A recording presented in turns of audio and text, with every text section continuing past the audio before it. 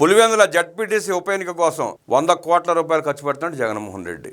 MLA స్థానానికి కూడా అంత ఖర్చు పెట్టి ఉంటారు.